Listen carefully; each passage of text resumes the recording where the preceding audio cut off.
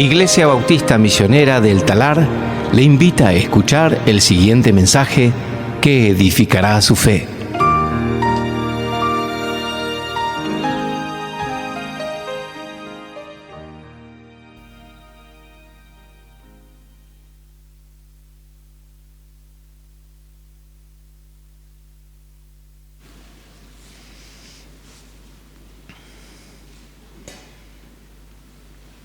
Vamos a abrir nuestras Biblias en esta mañana a Lucas capítulo 4. Lucas capítulo 4, versículo 16. Y así vamos a continuar con nuestro estudio del libro de Lucas. No sé para vos, pero para mí es fascinante todo lo que estamos aprendiendo, fascinante ver la vida de Jesús, es algo increíble. Y yo tengo un privilegio más grande que ustedes, yo puedo estudiarlo toda la semana en profundidad, muchísimas horas, pero después poder traerlo aquí para que ustedes puedan compartir en este gozo del estudio de la palabra de Dios es hermoso y estamos metidos bien de cerca, ¿no? Pensaba en esta semana, a veces, hoy en día hay muchas miniseries, ¿no? De 4, 6, 8 capítulos. Y a veces uno se mete en la miniserie y le gusta tanto que mira otro y otro capítulo y termina la miniserie en 2 días, ¿no? Justo tiene 2 días más libres y pum, lo termina. Y lo disfrutó y tenía que llegar al final y vio el final y termina. Pero otras veces uno ve una miniserie y dice, no tengo tiempo, no tengo ningún tiempo, y le tarda 2 meses y medio ver la miniserie. ¿Y saben lo que pasa? Estás pensando por 2 meses y medio, ¿no? ¿Qué va a pasar con eso? ¿Y qué va a pasar acá? ¿Y qué va a pasar allá? ¿Y cómo va a ser esto? ¿Y cómo va a ser lo otro? Y tu mente está ahí metida, ¿no? En eso. Bueno, eso es como estamos estudiando el libro de Lucas. Y es hermoso porque estamos constantemente volviendo acá y no, bueno, Lucas 1, 2, 3, 4, terminamos rápido. No, es de a poco para que toda nuestra mente esté continuamente, toda la semana, pensando en lo que estamos aprendiendo en la Escritura. Y aún esto de Nazaret, ya volvemos por 3ª semana seguida a ver lo que ocurre en este pasaje tremendo que tenemos delante nuestro. Entonces vamos a leer el pasaje, Lucas capítulo 4, versículo 14. Jesús regresó a Galilea en el poder del Espíritu, y las nuevas acerca de él se divulgaron por toda aquella región, y enseñaba en sus sinagogas, siendo alabado por todos. Jesús llegó a Nazaret, donde había sido criado, y según su costumbre, entró en la sinagoga el día de reposo y se levantó a leer. Leyeron el libro del profeta Isaías y abriendo el libro, el rollo, halló el lugar donde estaba escrito: el Espíritu del Señor está sobre mí porque me ha ungido para anunciar el Evangelio a los pobres. Me ha enviado para proclamar libertad a los cautivos y la recuperación de la vista a los ciegos, para poner en libertad a los oprimidos, para proclamar el año favorable del Señor. Cerrando el libro, lo devolvió al asistente y se sentó. Y los ojos de todos en la sinagoga estaban fijos en él. Y comenzó a decirles: hoy se ha cumplido esta escritura que han oído. Todos hablaban bien de él y se maravillaban de las palabras llenas de gracia que salían de su boca. Y decían: ¿no es este el hijo de José? Entonces él les dijo: sin duda me citarán este refrán: médico, cúrate a ti mismo. Esto es, todo lo que oímos que se ha hecho en Capernaum, hazlo también aquí en tu tierra. Y Jesús añadió: en verdad les digo que ningún profeta es bien recibido en su propia tierra. Pero en verdad les digo que muchas viudas había en Israel en los días de Elías, cuando el cielo fue cerrado por 3 años y 6 meses, y cuando hubo gran hambre sobre toda la tierra. Sin embargo, a ninguna de ellas fue enviado Elías, sino una mujer viuda en Sarepta, en la tierra de Sidón. Muchos leprosos había en Israel en tiempos del profeta Eliseo, pero ninguno de ellos fue limpiado, sino Naamán, el sirio. Y todos en la sinagoga se llenaron de ira cuando oyeron estas cosas. Y levantándose, echaron a Jesús fuera de la ciudad y lo llevaron hasta la cumbre del monte sobre el cual estaba edificada su ciudad, para tirar a Jesús desde allí. Pero él, pasando por en medio de ellos, se fue. Increíble el pasaje que tenemos delante nuestro en esta mañana. Hemos visto en versículos 14 y 15 el ministerio de Jesús. Vimos allí que el ministerio de Jesús es en Galilea. Y este ministerio que comienza aquí en versículo 14 nos lleva hasta capítulo 9, versículo 50. Esta es la segunda sección del libro de Lucas. Y no solo eso, pero versículos 14 y 15 son un resumen de lo que está por venir, un resumen de los próximos 6 capítulos. Entonces, cuando vos lees los próximos 6 capítulos, decís, bueno, ¿de qué se trata esto? Bueno, volvé a versículos 14 y 15, porque ahí Lucas te va a explicar exactamente lo que él quiere que vos entiendas. Y él quiere que entiendas primero que su ministerio es en Galilea. Segundo, que su ministerio es en el poder del Espíritu Santo y todo lo que va a hacer es en el poder del Espíritu Santo. Tercero, que cuando él está enseñando y haciendo su ministerio en el poder del Espíritu Santo, atrae a las multitudes. Todos vienen a él, todos quieren saber de él, todos quieren escuchar a Jesús. Y luego en versículo 15 nos dice en qué está centrado su ministerio. Y su ministerio está centrado en un punto. Si Lucas dice una sola cosa acerca del ministerio de Jesús, es esta. Lo dice en una sola palabra, en una sola acción, y eso es enseñaba. Jesús enseñaba. Enseñaba en todo lugar, enseñaba en todo momento, enseñaba ante toda persona y enseñaba todo el evangelio de sí mismo en arrepentimiento y fe para salvación, para la entrada al reino de Dios. Ese fue su ministerio. ¿Y qué hizo su ministerio? Bueno, versículo 15 lo dice. Trajo alabanza de todo el pueblo. Todos están asombrados. Todos están maravillados. Todos glorifican a Dios por lo que ven que Jesús enseña. Pero antes de que entremos a su ministerio, en versículo 31 en Galilea, que vamos a ver si Dios quiere la semana que viene, hay aquí la sección donde Jesús va a Nazaret. Ahora, ya les dije que esto no ocurre en este momento, Lucas lo pone en este momento para mostrar distintas cosas. Y esta narración aquí de Nazaret, de versículo 16 a versículo 30, expresa primero la costumbre de Cristo. Él entraba en la sinagoga a enseñar, eso es lo que siempre hacía, eso es lo que hace aquí en Nazaret. Segundo, expresa el mensaje de Cristo. Cristo entra a enseñar y a predicar. ¿Y qué predica? Predica que los hombres son pecadores y deben ser librados de su pecado. Y predica que Él es el Mesías que viene a librarlos. Entonces, este mensaje aquí podemos verlo como el mensaje que siempre hacen todas sus sinagogas. Esta narración expresa la respuesta inicial del pueblo. ¿Cómo va a responder el pueblo en versículo 22? Maravilla, asombro, hablan bien de Él, aman a Cristo, quieren a Cristo, pero también expresa la respuesta final de las personas. Y la respuesta final es ira, furia, rechazo y aún intento de asesinato. Y esto es lo que vamos a ver a lo largo del ministerio de Jesús. Entonces, lo que ocurre aquí en Nazaret es un cuadro de lo que ocurre en todo el ministerio completo de Jesucristo. La respuesta en Nazaret es la respuesta de las multitudes. Asombro, luego odio.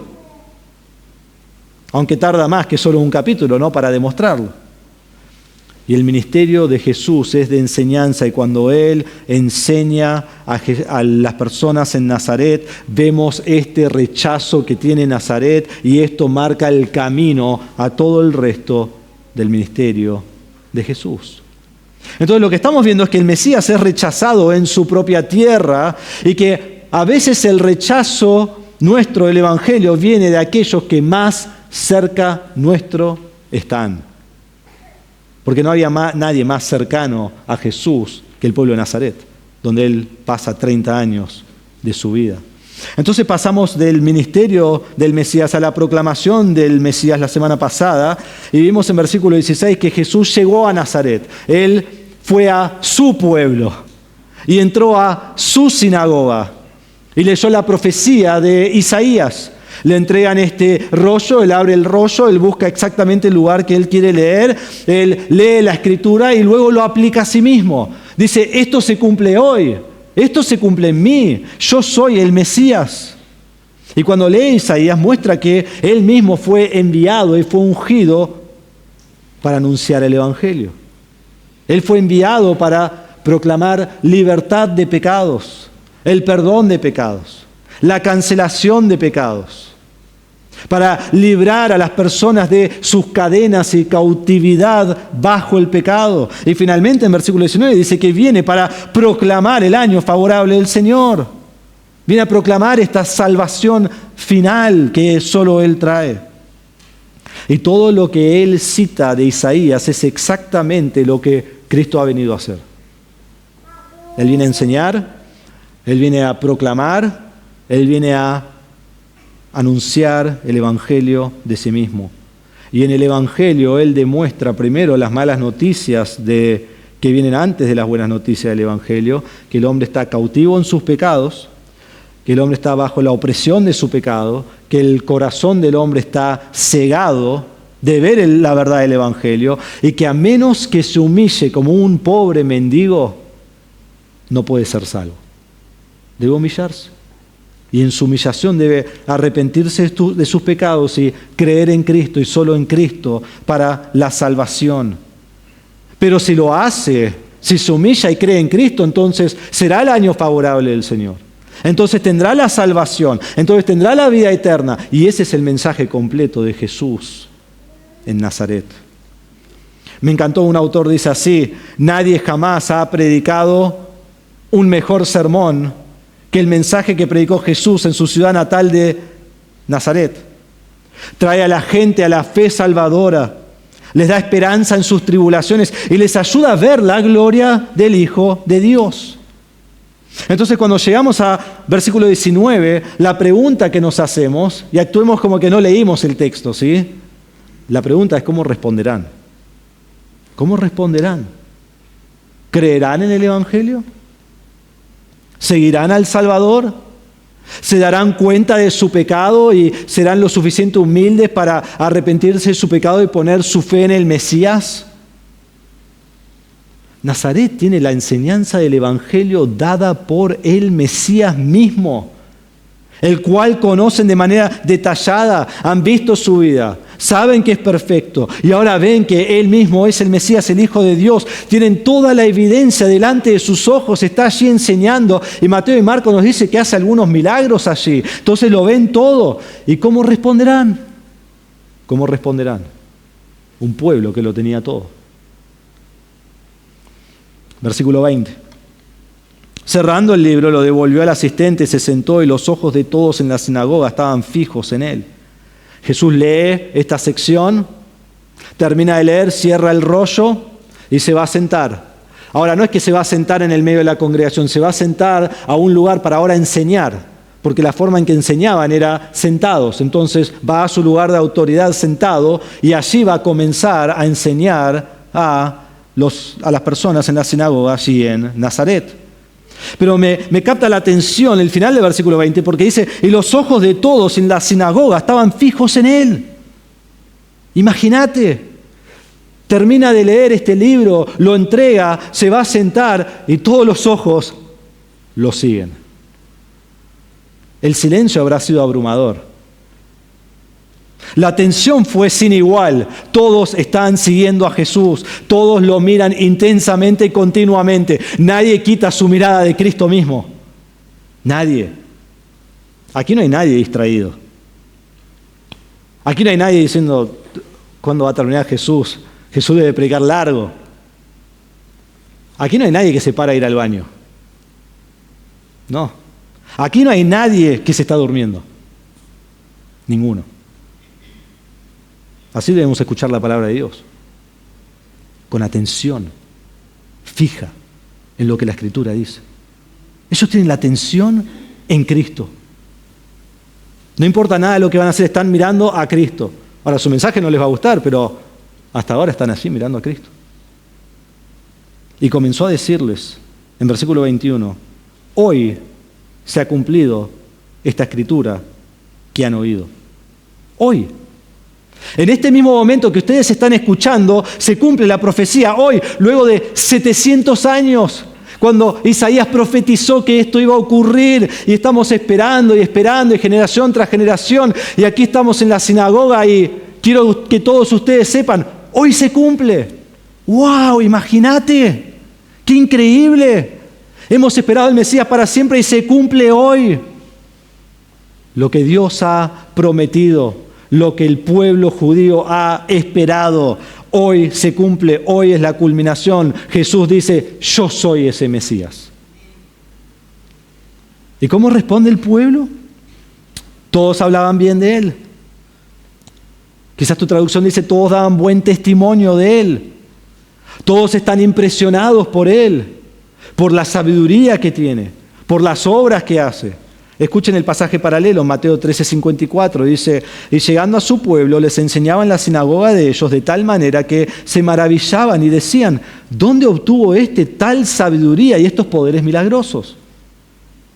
En Marcos 6:2, otro pasaje paralelo de Nazaret. Cuando llegó el día de reposo, comenzó a enseñar en la sinagoga y muchos que escuchaban se asombraban diciendo, ¿dónde obtuvo tales cosas? ¿Y cuál es esta sabiduría que le ha sido dada? Y estos milagros que hace con sus manos. La gente está impresionada. Ve su enseñanza, ve su sabiduría, ve las pocas obras que hizo allí. Y están como, wow, ¿cómo lo hizo? Hablaban bien de él. Y dice aquí que se maravillaban de sus palabras llenas de gracia que salían de su boca. Entonces, hablaban bien de él y se maravillaban. Y los dos términos en el griego son continuos. Son términos continuos. Están ahí sentados todos, hablando bien de él y maravillándose de lo que Cristo está haciendo. Marca una idea continua. Esto es lo que está pasando en sus corazones, en sus bocas. Están completamente asombrados por la palabra de Dios. Y obviamente, ¿no? Porque no era todos los días que entraba Jesús a tu sinagoga y decía, yo soy el Mesías. Y verdaderamente lo era. Entonces Jesús entró con autoridad a Nazaret, leyó la Escritura, se sentó, enseñó y dijo, esta Escritura de Isaías se cumple en mí. Y la gente se maravilló. Y la gente habló bien de él. Y esta siempre fue la respuesta a las palabras de Dios y a los milagros de Dios. Maravilla, asombro. Cuando Jesús termina de predicar el Sermón del Monte, dice Mateo 7:28, las multitudes se admiraban de su enseñanza. Porque les enseñaba como uno que tiene autoridad y no como sus escribas. Se asombraban, se admiraban. En Juan 7:46 dice, los guardias respondieron, jamás hombre alguno ha hablado como este hombre habla. Están maravillados. Nunca nadie ha enseñado como Jesús enseña. Cuando Jesús calma el viento y el mar en Lucas capítulo 8, versículo 24 y 25, los discípulos dicen, ¿quién es este que tiene autoridad sobre el viento y el mar? ¿Quién es este? Y produjo asombro, maravilla, temor en los discípulos. En capítulo 9 Jesús echa fuera un demonio que nadie puede echar fuera. Y es interesante porque al principio del capítulo 9 Jesús dio poder a los discípulos de echar fuera demonios. Pero cuando llegan al hijo de este hombre, dicen, nadie lo puede echar afuera. Los discípulos intentaron echarlo fuera, no pueden. Y Jesús va y en un segundo lo echa afuera y todos se maravillan. Porque no había nadie más que lo podía hacer. Aún a los que le dio poder para hacerlo no lo podían hacer. Y Jesús echa fuera un demonio. Vez tras vez el pueblo, las multitudes y toda persona se maravilla de los milagros y de la enseñanza de Jesús. Nunca nadie ha hecho cosas como él. Nunca nadie ha enseñado como él. Pero quiero que noten esto. Solo hasta allí llegaron. Solo hasta allí llegaron. Maravilla y maravillados por el predicador. Pero no se vieron a sí mismos en las metáforas. ¡Qué gran predicador! ¡Qué gran mensaje! ¡Wow! ¡Qué grandes verdades! Y cómo hablaba. Y miren, las palabras fluían de su boca. Las palabras de gracia. ¡Qué hermoso que fue! pero no son para nosotros. No habla de mí, para nada. Es un mensaje para otros. Yo soy del pueblo de Dios, judío. ¿Es así que vos respondés a veces a la palabra de Dios? Decimos, qué mensaje. ¡Wow! ¡Qué tremendo! ¡Qué maravilla! Mirá las verdades que hubo acá. ¡Wow! Pero ahí termina. Cierro mi Biblia después de la iglesia, llevo a casa, la guardo allí y sigo con todo lo mío. ¿Por qué? Porque el mensaje no fue para mí. Fue maravilloso para mí, pero fue para los demás. Maravilla no es un cambio de vida. Maravilla no te hace más espiritual. Maravilla no transforma tu vida. Y muchos creyentes pasan su vida maravillados por la palabra, pero no la viven, no la aplican. Es solo una maravilla, porque es para el que está al lado mío. Maravilla no es salvación. Muchos incrédulos se maravillan en la palabra de Dios, pero no creen en Cristo. Y vos lo has visto. Cuando vos fuiste salvo, hubo un cambio de vida, hubo un cambio de mente, hubo un cambio de actitud. Tu vida ahora ya es diferente y ahora volvés al trabajo y te invitan a una fiesta y vos decís, no, yo ya no hago eso. O te dicen, haz esto, mentí acá y engañé acá y hacé. No, yo no hago eso. Y te ven y están, oh, ¿qué te pasa? ¿Por qué? Porque tu vida fue transformada. Y tus familiares lo ven, y tus vecinos lo ven, y tus compañeros del trabajo, o si estás en la escuela lo ven, y no hacías lo que hacías antes, y es diferente, y están maravillados, pero ahí termina, porque cuando le ofreces lo mismo no lo quieren. Dije, no, ojalá pudiera ser como vos, pero no quieren humillarse ante Dios. Cuando un creyente está próximo a la muerte y está en el hospital, y está en paz, porque está por ver a su Salvador, y la gente alrededor lo ve y no lo puede creer. Y entran los enfermeros y están maravillados.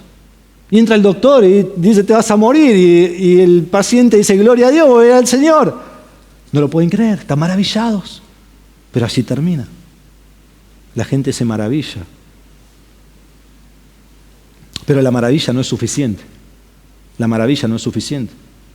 Lo que debían hacer los nazarenos es que debían admitir su cautividad espiritual, su pobreza espiritual, su ceguedad, su opresión y necesidad de un Salvador. Pero no iban a hacer eso, porque ellos eran religiosos, porque ellos cumplían con la ley. Allí estaban ese sábado en la sinagoga, porque ellos creían que eran rectos y no necesitaban de un Salvador. Entonces sus acciones demuestran que realmente no creían en su necesidad de un Salvador. Tan solo se maravillaron. Y dice aquí el texto en versículo 22 que se maravillaron de las palabras llenas de gracia y decían, ¿no es este el hijo de José? Mientras ellos están hablando, mientras ellos están maravillados, dicen, ¿no es este el hijo de José? ¿Cómo puede hablar así? Tan elocuentemente, lo hemos visto. ¿Dónde aprendió todo esto? El pueblo conocía demasiado bien a Jesús. Ahora, para mí, yo me crié en la iglesia en Don Torcuato y después me fui a estudiar y volví y me conocían demasiado bien, pero no en una forma de que yo era perfecto. Demasiado bien en que, déjame recordarte las cosas que hacía Marquitos, ¿sí? Y yo no quiero que ustedes escuchen esas historias, ¿no? Porque Marquitos no era un santito. Pero con Jesús no era así. Ellos lo conocieron demasiado bien en la perfección que Él era siempre. Y dicen, es el hijo del carpintero. Pero las palabras fluyen de su boca. Y cuando Jesús afirma que Él es el Mesías, miren lo que ellos se preguntan. ¿No es este el hijo de José? En vez de afirmar, wow, Él es el Hijo de Dios. Eso es lo que debían haber hecho. Pero no. Se preguntaron, ¿no es este el hijo de José? El pueblo vio al Mesías, escuchó al Mesías, entendió las palabras del Mesías y en vez de humillarse y creer en Cristo, no se humillan, no se arrepienten, no lo adoran y lo rechazan. Entonces pasamos a este tercer punto, el rechazo del Mesías. El rechazo del Mesías. Comenzando en versículo 23, mírenlo. Entonces Él, Jesús, les dijo, sin duda me citarán este refrán. Médico, cúrate a ti mismo, esto es, Todo lo que oímos que se ha hecho en Capernaum, hazlo también aquí en la tierra. Noten que aquí no habla la congregación, aquí habla Jesús. Y Jesús puede hacer algo que ningún predicador puede hacer, ¿sí? Jesús lee sus mentes, Jesús lee sus corazones, Jesús sabe lo que están pensando en el poder del Espíritu, como vimos en versículo 14. Él sabe todo lo que ellos piensan. Qué hermoso sería para mí, no, quizás no, saber lo que están pensando mientras predico, pero Él lo sabe. Y entonces la aplicación es directa porque Él sabe exactamente lo que ellos están pensando. Y lo que hace en este refrán y lo que sigue es expone su corazón. Con sus labios hablan bien de Dios, con sus labios se maravillan de Dios, con sus labios demuestran que, ¿cómo puede ser que este hijo del carpintero hable de esta manera? Sus labios comunican asombro, maravilla, admiración, que pareciera llevar a una respuesta positiva. Pero Cristo saca a la luz la incredulidad del corazón, lo expone. Y eso los va a llevar a un extremo que vamos a ver en versículo 28. Cristo sabe sus pensamientos y Cristo describe sus pensamientos en voz alta. Dice, ustedes me van a citar este refrán, médico, cúrate a ti mismo. Jesús, demostrá que sos el médico. Las señales que hiciste en Capernaum, hacelas también acá. Curá tu propio pueblo. Lo hiciste allí en Capernaum, pero vos sos de aquí, de Nazaret. Se han hecho muchísimas cosas ahí, pero hacelo acá. Este es el lugar. ¿Vos sos el Mesías? Demostralo. ¿Vos sos el Mesías? Probalo. ¿Vos sos el Mesías? Evidencialo. Que es increíble porque si volvemos a la última tentación de Jesús, esta fue la última tentación de Satanás, en el capítulo 4, versículos 10 y 11, esta fue la tentación. Vos sos el Mesías, demostralo. Y ahora Nazaret hace exactamente lo mismo que el diablo. Vos sos el Mesías, demostralo. La enseñanza de Dios no fue suficiente, las palabras de Jesús no los convencen. Si Jesús quería que ellos creyeran en Él, Él tenía que demostrar lo que podía hacer. Tenía que demostrar su poder. Demandaron un show, demandaron un performance, demandaron una señal. Este pueblo necesita más, danos la señal y cuando tengamos la señal, lo vamos a creer. Y esto es lo que siempre ocurre con el incrédulo. Debemos entender esto, demanda una señal. Hay un montón de pasajes, pero le leo algunos nomás. En Mateo 8:11 dice, entonces salieron los fariseos y comenzaron a discutir con él, buscando de él una señal del cielo para poner a prueba a Jesús. Suspirando profundamente en su espíritu, dijo, ¿por qué pide señal esta generación? En verdad les digo que no se le dará señal a esta generación perversa y adúltera. En Mateo 27:42, cuando Él está en la cruz, dice, a otro salvó, Él mismo no puede salvarse, Rey de Israel es, que baje ahora de la cruz y creeremos en Él. ¿Cuál es la señal? Bajá de la cruz, a ver si podés. Y yo creo en ti. Marcos 15:32, pasaje paralelo a este, que este Cristo, el Rey de Israel, descienda ahora de la cruz para que veamos y creamos. Pero no lo hicieron. En Juan 12:37 dice, pero aunque había hecho tantas señales delante de ellos, no creían en Él. No creían en Él. A pesar de todas las señales. Jesús hizo toda clase de señales y milagros y prodigios y sanidades, y aún si hubiera bajado Él mismo de la cruz, no hubieran creído en Él. ¿Por qué? Hermanos, esto es muy importante, especialmente en la cultura en la que vivimos. ¿Por qué? Porque una señal, un milagro, una sanidad no lleva a nadie a la salvación. No lleva a nadie a la salvación. Y muchos tienen la misma actitud hoy. He escuchado acerca de Cristo, he escuchado que es el Salvador, entiendo que murió en la cruz y resucitó, entiendo la salvación que ofrece, la vida eterna, y casi puede creer esa persona, pero necesita un poco más que el Evangelio.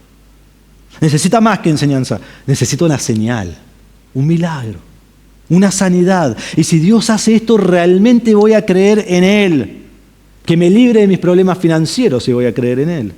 Que me sane de mis enfermedades, voy a creer en Él. Que haga esto o aquello, voy a creer en Él. La incredulidad puede tener millares y millares y millares de señales y milagros todos los días, todos los momentos, todos los meses, y esa persona igual no creerá. no creerá. Porque el problema no es ver o no ver señales, el problema es del corazón. El corazón está duro. Y aún más señales, vamos a ver en el Evangelio, endurece más el corazón. Ellos no necesitaban evidencia de que Jesús era el Mesías. No necesitaban más enseñanza. Su entendimiento estaba completo, su entendimiento estaba por estallar su cerebro. Ellos lo que necesitan es un corazón humilde. Pero su corazón está duro como una piedra. Y Jesús, en su enseñanza, al revelar los pensamientos de los hombres, penetra directo al corazón de piedra y ellos entienden lo que Él está haciendo. No es que ellos no creen por falta de señales, no es que ellos no creen porque no han visto, no creen porque son orgullosos y arrogantes. No creen porque piensan que no están enfermos en necesidad de un médico. No creen porque son demasiado superiores para humillarse ante Dios y su mensaje. Esa es la razón que no creen. Entonces, en versículo 24, Jesús añade y dice, en verdad les digo, amén. Esto es así, esto es un hecho, esto es una verdad, es la verdad. Que ningún profeta es bien recibido en su propia tierra. Ningún profeta es bienvenido.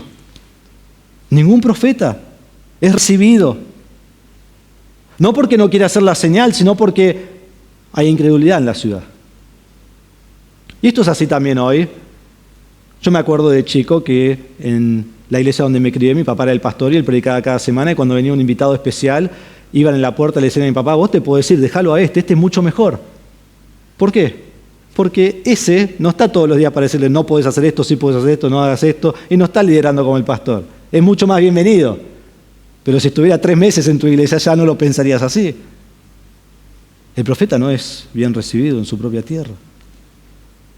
Nazaret fue incrédulo allí y Marcos nos dice que Jesús hizo muy pocos milagros en Nazaret. Entonces, ¿qué hace Jesús? En versículos 25 y 26 y luego en 27, Jesús reafirma su punto de que el profeta no es bienvenido en su propia tierra con 2 ilustraciones. La primera ilustración es la ilustración de Elías, en versículos 25 y 26. Y la segunda ilustración es la ilustración del profeta Eliseo, en versículo 27. Y va a hablar de 2 profetas que son sin honor en su propia tierra, despreciados por su tierra, pero que Dios usa para llevar su gracia fuera de Israel, a los paganos, a los gentiles. No hay recepción en Israel, voy a los gentiles. Y usa 2 historias que hubieran odiado los judíos. Están en la Biblia, no pueden decirlo, pero no les gustaba. Y Jesús advierte a Nazaret que lo mismo les va a pasar a ellos si rechazan el Evangelio. Jesús lo va a llevar a otros, a los que están listos para recibir la verdad del Evangelio. Entonces, el primer ejemplo es la viuda de Sarepta. Versículo 25, pero en verdad les digo que muchas viudas había en Israel en los días de Elías, cuando el cielo fue cerrado por 3 años y 6 meses, y cuando hubo gran hambre sobre toda la tierra. Elías profetizó en los días de Acab. Recuerdan que el reino de Judá se dividió en 2, entre Judá en el sur e Israel en el norte. Bueno, aquí estamos hablando del reino del norte. Acab está reinando desde Samaria en el norte. Déjeme mostrarlo. ¿Me lo pones, Mauro? Es una sola diapositiva que tengo, no está funcionando. Bien, mientras él lo va poniendo ahora se lo marco, pero él está reinando en Samaria, en el reino del norte, que sería todo lo que representa el azul ahí en esa foto. Y Acab es el rey. Y Acab es uno de los reyes más malvados que Israel ha tenido. Adoraba a Baal, dios falso.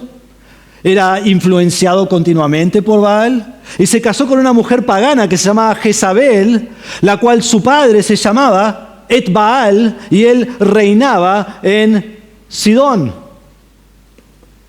Y Sidón era el centro de la adoración a Baal. Y allí reinaba el padre de la esposa del rey de Israel, que tiene que seguir a Dios, y él se casa con ella. ¿Y qué hace Acab? Edifica una casa a Baal. Y dentro de esa casa edifica un altar a Baal. Y no solo eso, pero él guía a Israel a adorar a Baal. Y eso provoca al Señor. Y entonces el Señor trae juicio sobre Israel, porque Israel no lo sigue como debe.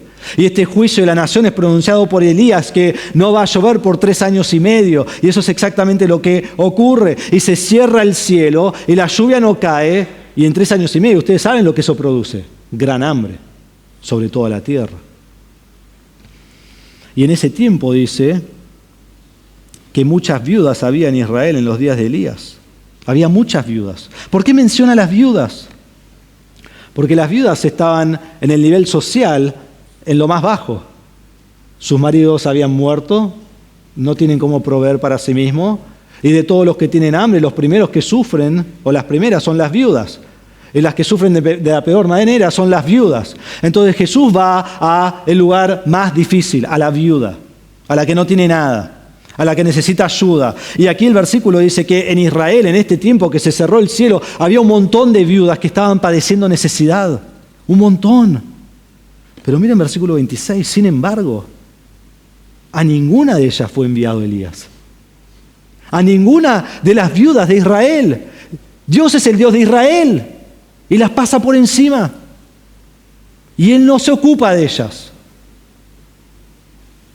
¿Qué es lo que hace? Sino a una mujer viuda en Sarepta, en la tierra de Sidón.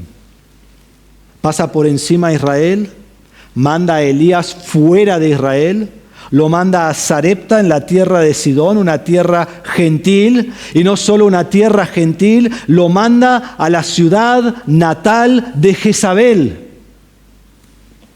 Pasa por encima a todas las viudas de Israel y lo manda a Sarepta, una ciudad de Sidón, de donde es esta mujer pagana Jezabel que está casada con Acab.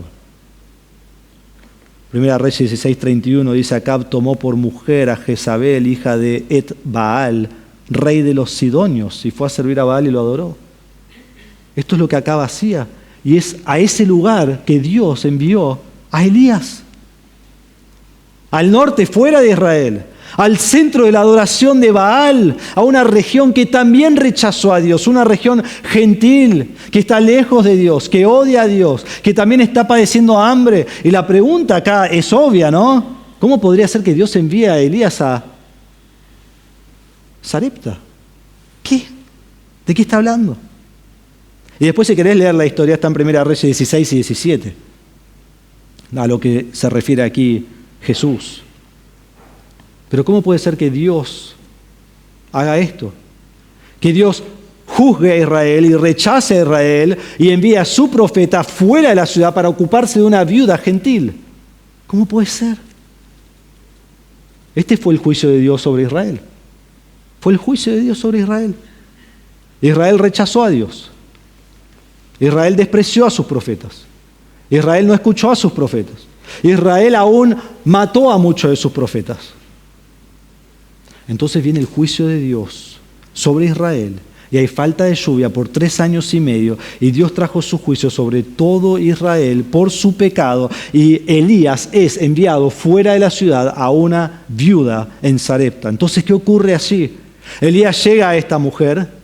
Esta mujer está a punto de morir. Esta mujer tiene una tacita de harina, tiene una tacita de aceite, va a ir a su casa, va a preparar este último pan, va a comer ella, va a comer su hijo y luego van a morir. Eso es lo que dice el texto. Está en lo último. Y ahora viene Elías, llega a Sarepta, habla con esta mujer y le dice: ¿sabes qué? Anda a casa y prepara ese pan, pero dámelo a mí para comer. Ocúpate de mí primero. Y después Dios se va a ocupar de ti. Y Elías le promete que Dios le dará todo lo que necesita. En Primera Reyes 17:14 dice: porque así dice el Señor Dios de Israel: no se acabará la harina en la tinaja, ni se agotará el aceite en la vasija, hasta el día en que el Señor mande lluvia sobre la superficie de la tierra. Hermanos, esto fue una prueba para esta mujer. Esta mujer confiaría en las palabras de Elías, se humillaría y obedecería al profeta, o sería arrogante, sería orgullosa y tomaría para ella y su hijo, diciendo, no, ¿cómo no voy a proveer para mí, para mi hijo? Todo lo último que tengo. La realidad es que si ella come lo último ahí con su hijo, igual después va a morir. Pero puede confiar en el profeta de Dios. Y ella va en 1 Reyes 17, 14 al 16, no lo voy a leer, pero lo pueden leer luego en casa. Va y prepara este pan, lo da a Elías, ellos comen y sigue habiendo aceite, y sigue habiendo harina, y sigue habiendo comida. Y Dios sigue proveyendo de manera milagrosa. Y así como Dios prometió que no se iba a acabar la comida hasta que llueva de nuevo, no se acabó la comida hasta que llovió de nuevo. La mujer se humilló, la mujer obedeció al profeta y dio hasta lo último que tenía. Esa taza de harina, esa taza de aceite, ya no tenía nada. Y Dios continuó llenándolo. Porque se humilló ante el profeta. Se humilló ante Dios. ¿Qué está diciendo Jesús? Aquí. ¿Cuál es la aplicación de esto acá? Bueno, hay varias cosas. Primero, la gracia de Dios fue llevada fuera de Israel a una mujer gentil, porque Elías fue rechazado por su pueblo. Esto vuelve al versículo 24. En verdad les digo que ningún profeta es bien recibido en su propia tierra. Israel rechazó al profeta, entonces Dios rechazó a Israel y fue al gentil. Pero segundo, la viuda debió confiar en la promesa de Dios, humillarse, obedecer las palabras del profeta. Y la pregunta es, ¿cuándo obró Dios en ella? ¿Antes de confiar en el Señor o después de confiar en el Señor? Después. Después de que ella confía en Dios, después de que ella se humilla ante Dios y obedece a Elías, Dios obra. Y la aplicación de Cristo aquí es obvia. ¿Querés recibir el Evangelio? ¿Querés recibir la libertad de pecados? Debes admitir tu pobreza espiritual. Debes admitir tu cautividad, tu ceguedad, tu opresión y humillarte ante Dios y Dios te librará de tu pecado. Pero si rechazás a Dios, Dios te rechazará a ti. Y aún para ti, creyente, ¿cuándo recibís la bendición de Dios? Cuando confías en Él, cuando te humillás ante Él. Y muchos creyentes pasan toda su vida sin bendición de Dios. Y no es por las malas circunstancias de la vida, y no es por la mala economía de la vida, es porque tenemos una desconfianza del Señor. Jesús dice estas palabras en versículos 25 y 26, y seguramente hay tensión en la sinagoga. Jesús dijo, deben humillarse como la viuda gentil de Sarepta para ser salvos. Jesús toca su orgullo y el ambiente está caliente. Pero no fue suficiente un solo ejemplo. Entonces Jesús da otro, para que ya estallen en enojo. Entonces mírenlo, el segundo ejemplo es Naamán.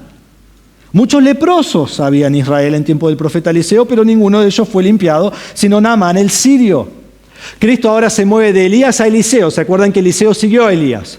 Elías es llevado al cielo, él no muere. Eliseo es llamado como el profeta. Él dice, Señor, dame una doble porción de Elías, de su poder, de lo que él hace. Y ahora Eliseo es el profeta de Dios.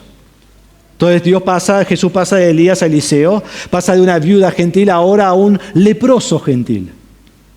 Y había, dice ahí, muchos leprosos en Israel en este tiempo.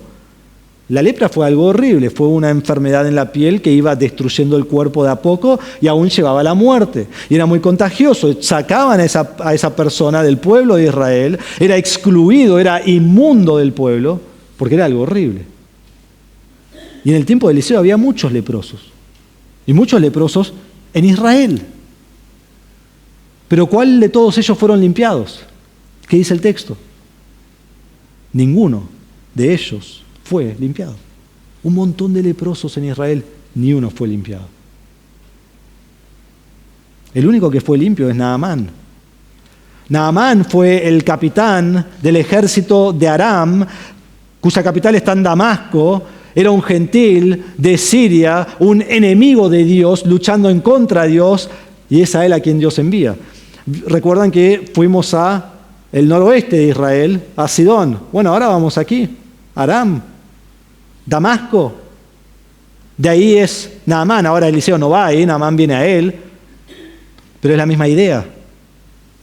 Fue a él a quien limpió. Y entonces Naamán llega a Israel, llega a donde está Eliseo, y Eliseo manda a hablar a Naamán y le dice: anda al río Jordán, ¿no? Aquí tenemos el río Jordán, todo esto. Anda al río Jordán, sumergite en el agua 7 veces y vas a ser limpio de tu lepra. Ahora, no entendemos bien esto porque no entendemos el Jordán. El Jordán no es el río más hermoso que hay, ¿sí? Es todo marrón, es feo. Vos metés tus pies, si yo bajo un escalón acá y está el agua, no veo mis pies porque es muy oscuro. O sea, no oscuro, muy marrón, entonces no es clarito, no es nítido. No era el río hermoso que vos decís: ahí seguro me voy a curar. No, para nada. Y cuando escucha esto, Naamán, él se enoja.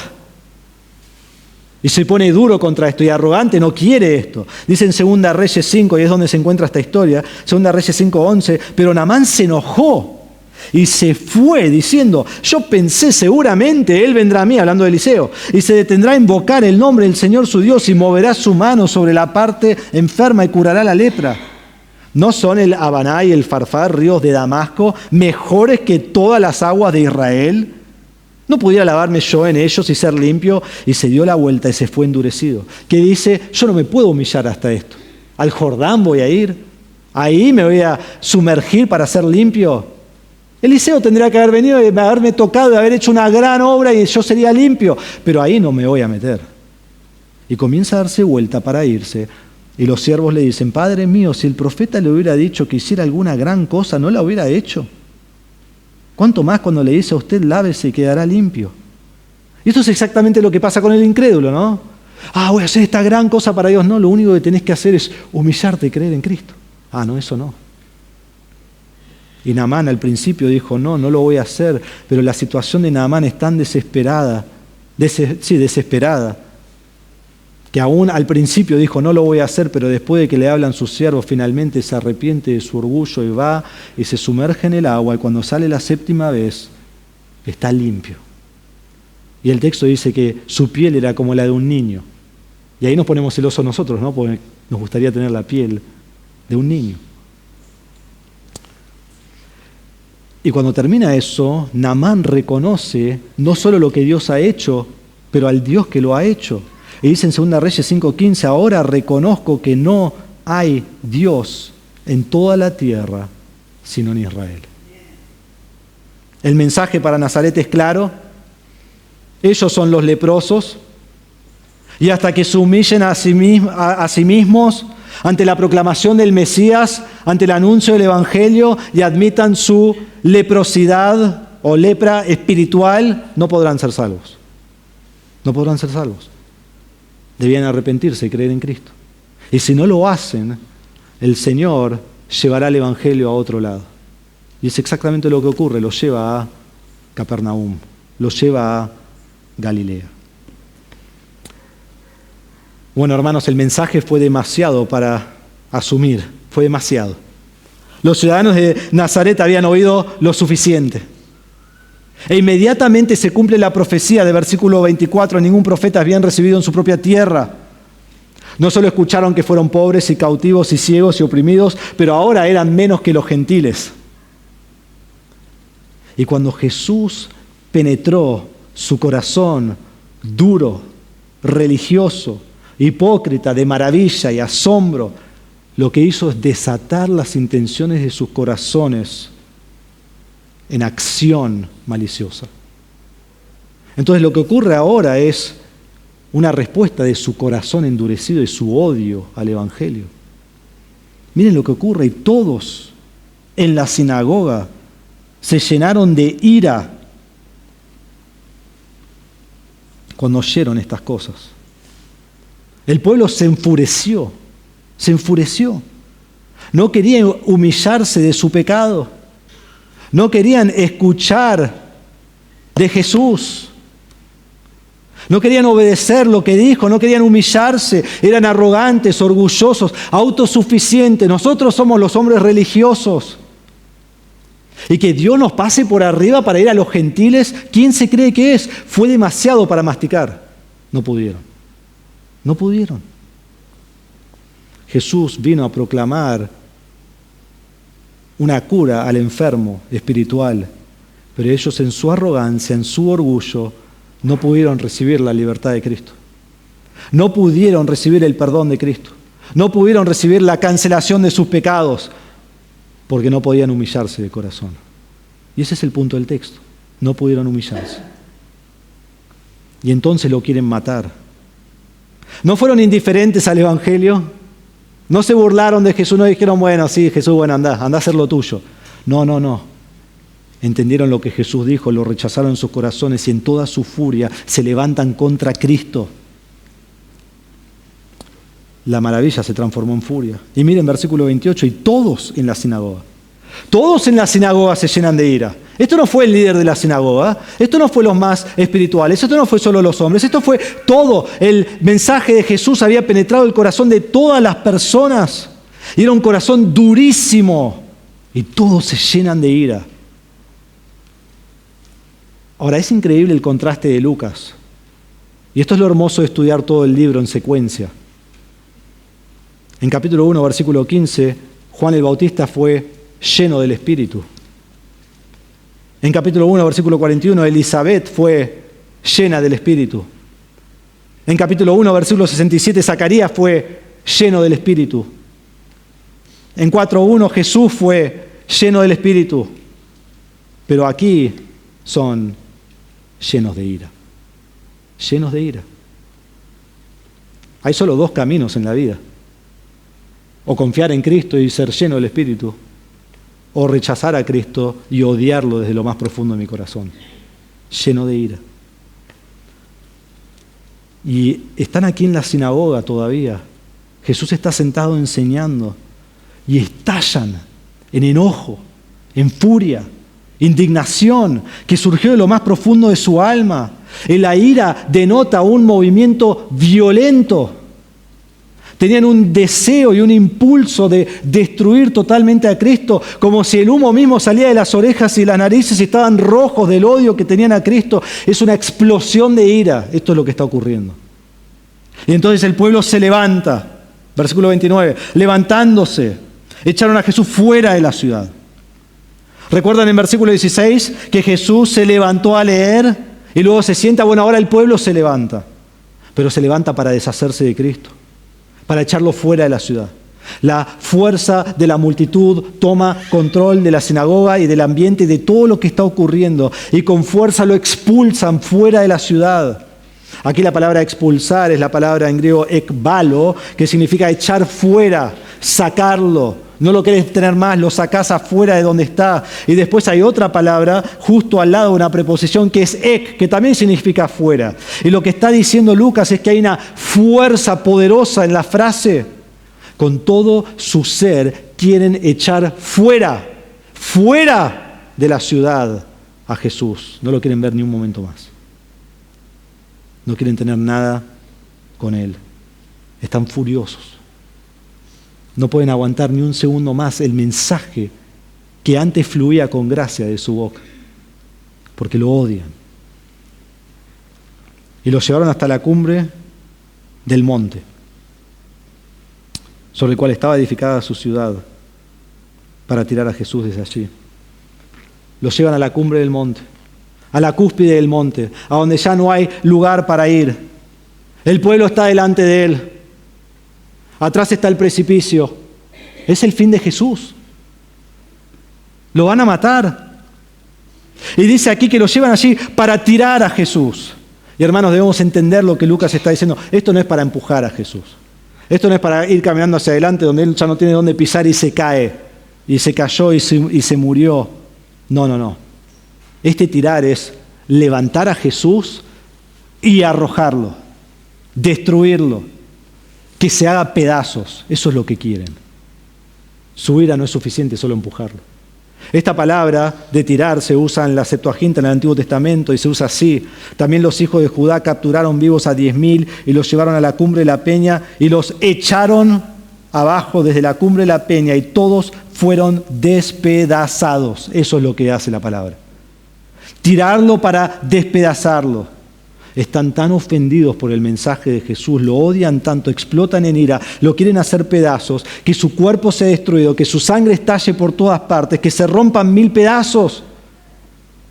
Esta es la furia y el enojo y el odio de todo el pueblo al mensaje de gracia del Señor Jesucristo. Lo quieren destruir.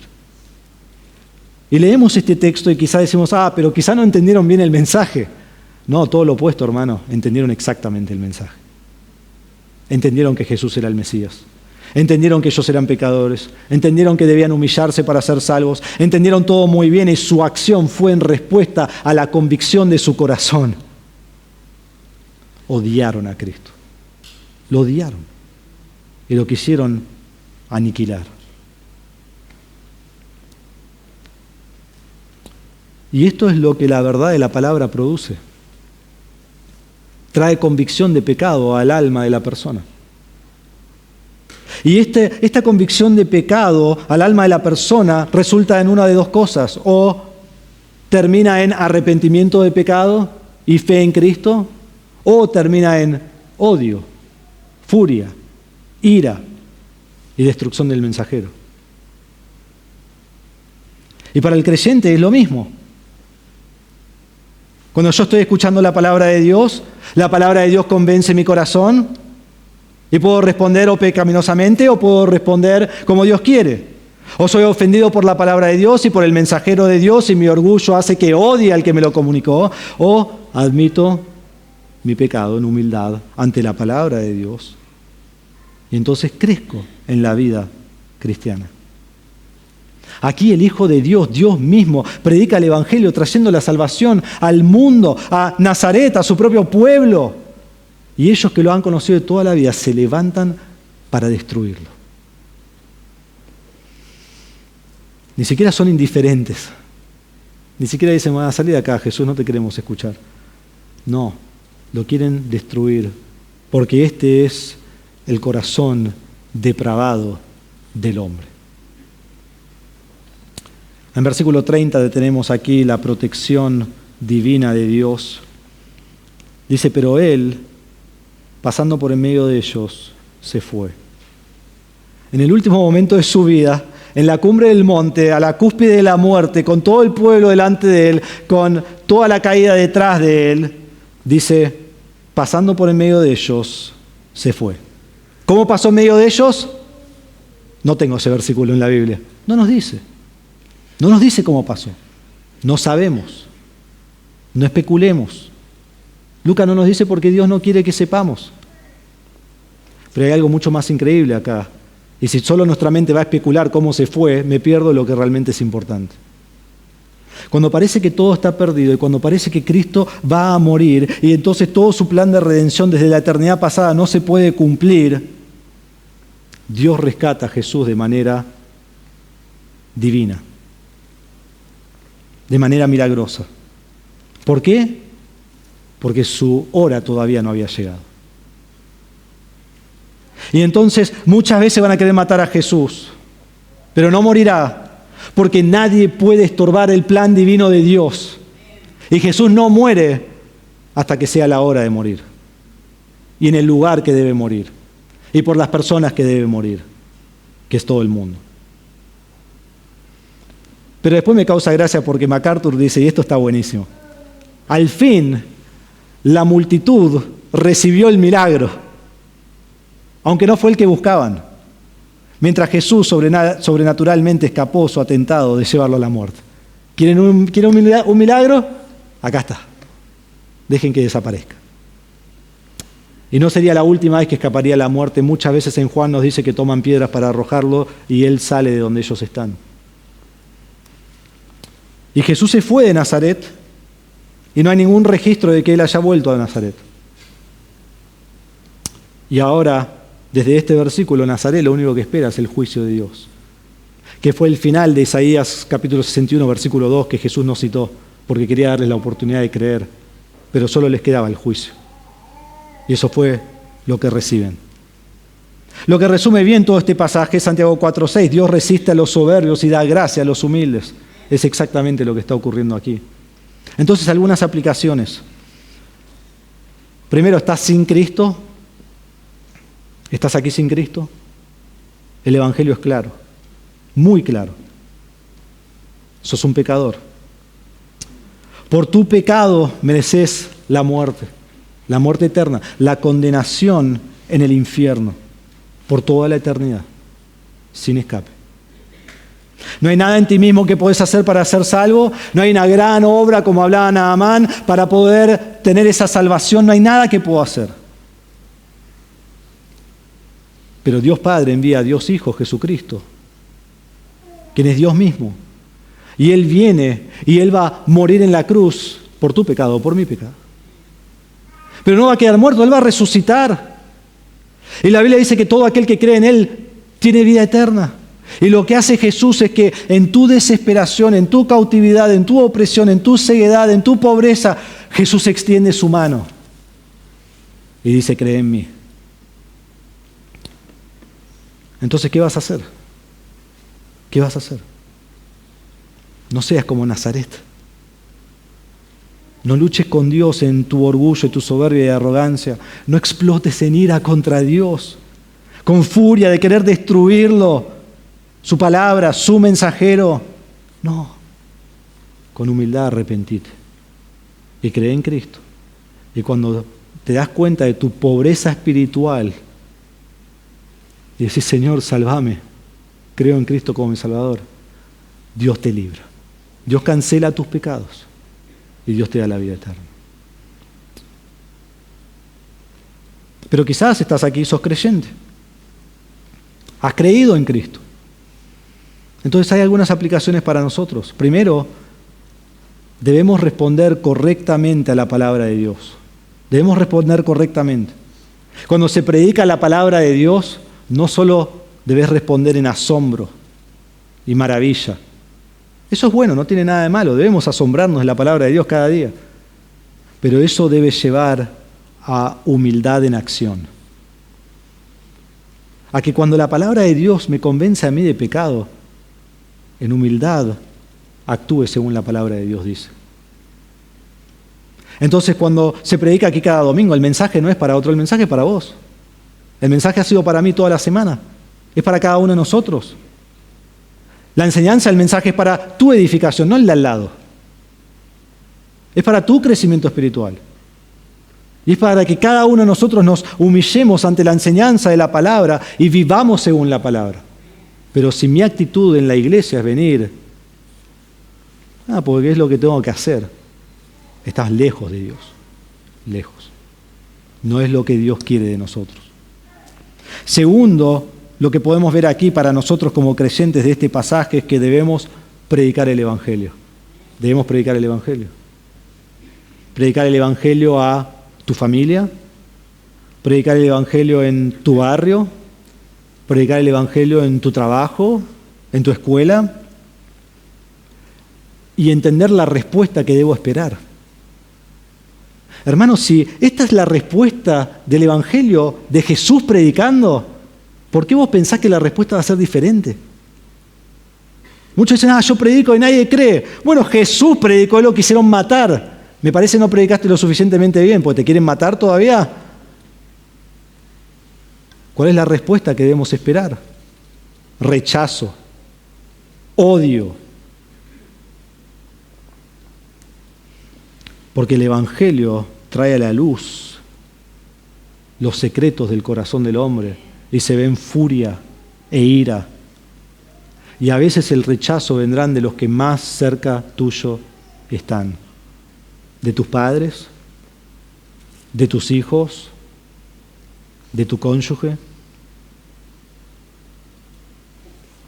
Los que más amás, los que más querés que crean en el Evangelio y rechazan tu mensaje de la palabra y se ponen en contra tuyo. Pero seguí predicando el Evangelio, porque esta no es la historia final de cada persona. Muchos creerán. Muchos creerán. Y seguí predicando.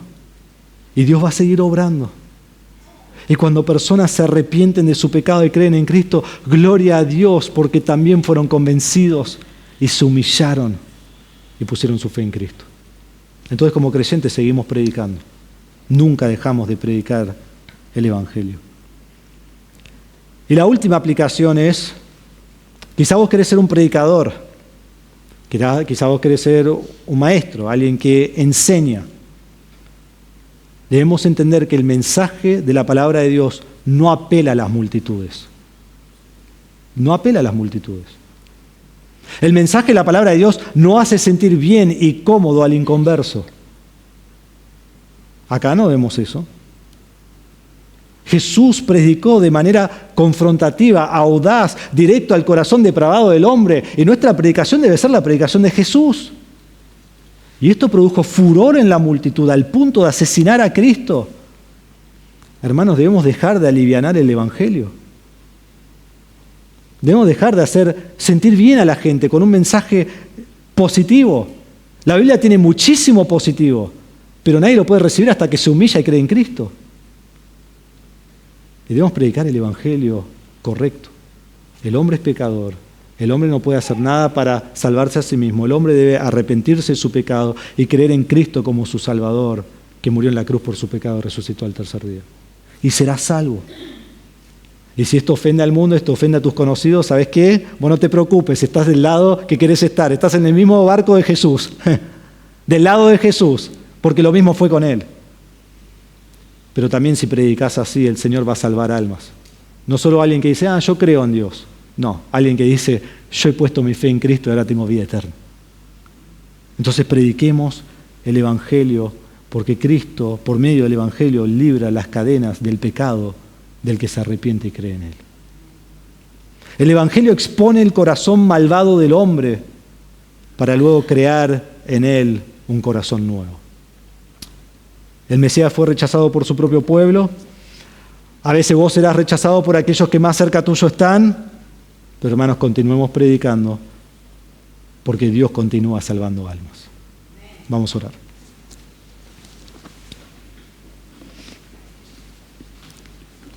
Padre, damos gracias por tu palabra en esta mañana. Qué pasaje poderoso. Aún increíble. El mismo Mesías que vivió en Nazaret 30 años, ahora es rechazado por su propio pueblo, porque no pueden arrepentirse de su pecado, humillarse ante Dios y clamar por salvación por medio de la fe en el nombre de Cristo. Padre, si hay alguien aquí que no te conoce como Salvador, por favor, te ruego, Señor, convéncelos de su pecado, de que no son nada, no pueden hacer nada,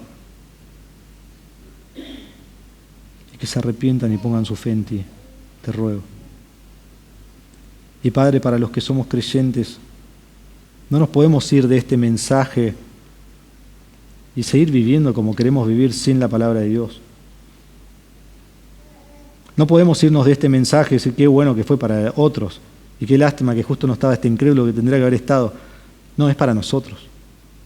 Porque cada semana tenemos decisiones de cómo vamos a responder a la palabra de Dios. Y acá tenemos un ejemplo de cómo no responder. Y también acá tenemos un ejemplo de cómo predicar el Evangelio de Cristo, siguiendo el mismo ejemplo de Cristo. Y en fin, al predicar el Evangelio confiamos en que solo tú haces la obra y puedes salvar al incrédulo. Entonces lo ponemos en tus manos. Te damos gracias, Señor, por tu palabra. Te damos gracias que tu palabra es viva y eficaz. Te damos gracias que tu palabra nos enseña, nos edifica, nos muestra cómo vivir la vida cristiana. Qué hermoso, Señor. A ti sea la gloria en esta reunión, en el nombre de Jesús. Amén.